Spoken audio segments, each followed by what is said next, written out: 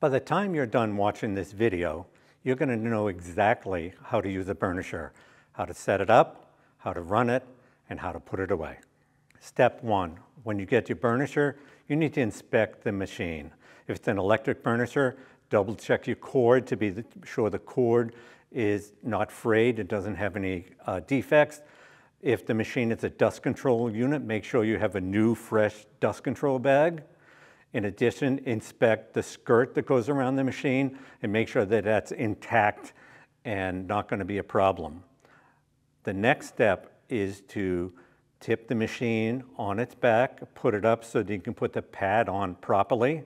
Make sure you pick a burnishing pad. And what's important to do is to center the pad to the outside of the pad driver. Many people put the pad retainer in the pad and then just screw it onto the machine. That is not correct because no pad really is centered. The center hole is not usually round. So what you need to do is put the pad up, center it on the pad driver, then spin the pad driver around to be sure you're not off center at all, and then you screw in the pad retainer nice and tight. Screw it in far enough so that the pad retainer is well up off the floor and the pad underneath the machine is sort of cup shape in the middle. So what we're showing you here is the pad not correctly put on a machine. First of all, as I spin it here, you can see it's off center. In addition, you will notice that the pad retainer is not screwed in all the way.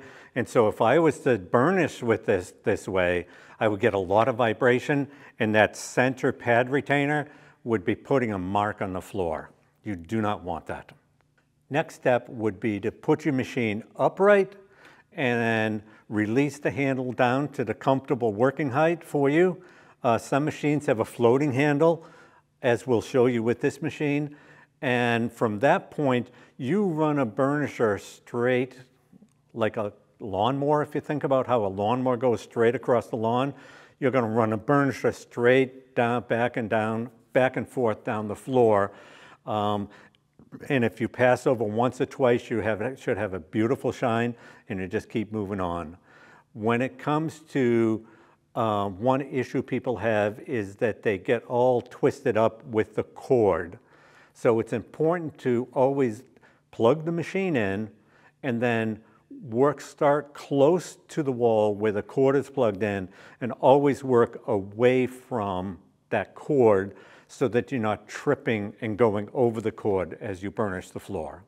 All right, so once you're finished burnishing the floor and have the beautiful shine, it's time to put the machine away. You need to check a few things. You want to make sure that the pad is still in good shape. The pad may just need to be flipped over for the next time you use it. And you want to make sure that the dust bag is not too full of debris. You want to wipe off any free dust that's on the machine. You want to wrap the cord properly on the cord holders that are on the machine, and then put the machine away, generally in a position where the pad is off the ground. Thanks for watching. Like us and subscribe. Leave a comment with a question, and we may do a video about that in the future.